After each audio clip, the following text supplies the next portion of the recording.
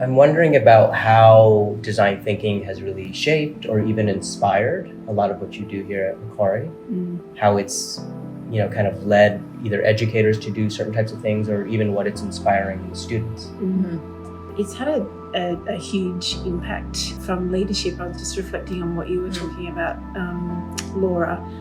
The way that we approach challenges, we see them quite differently now. I think in years gone by, the tendency for leaders was to come up with a solution, a packaged solution that was perfect and had everything, all the wrinkles ironed out, and hand that over to the staff. Now just implement that process or that solution.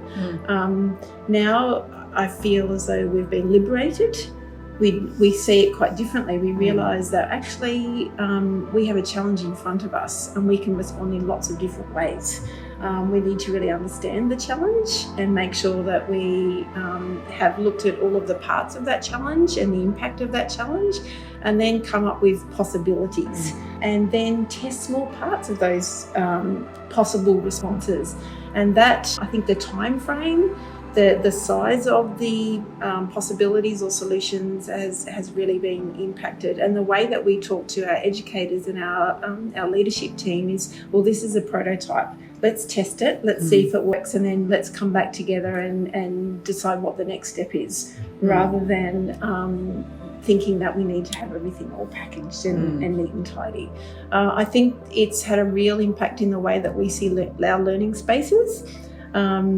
We see them much more as a resource that supports and fosters the learning, that it speaks into a learning space is not something that's fixed, that is just inhabited. It's something that can support or can get in the way of learning. It speaks volumes around what the school and what the educator values.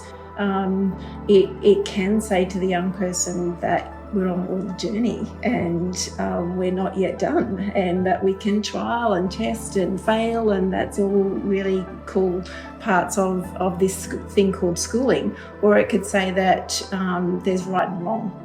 There's only one response, or there's one way. So I think the way that we think about learning spaces has changed quite dramatically.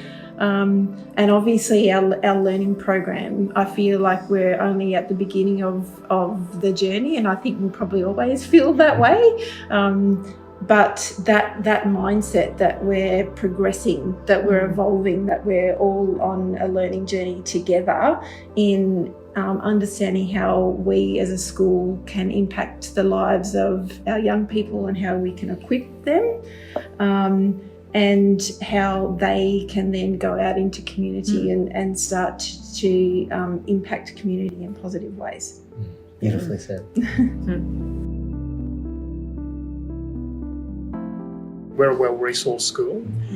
We have great sports facilities. We've got lots of cultural opportunities, lots of clubs and student-led initiatives. The design lab that we're sitting in, the design lab downstairs, are by far the most popular hangout places for young people before, during and after school.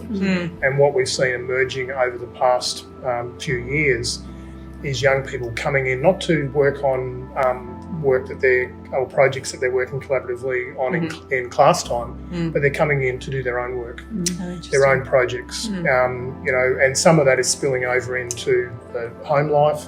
And it's really encouraging for us, feedback from parents where they're talking about their young people using design thinking to, prototype a solution to a relationship issue, or prototype a solution to organising something away from school and completely unconnected to their formal learning, if you like. So for us, it's sticking and it's changing lives, and that gives me great hope.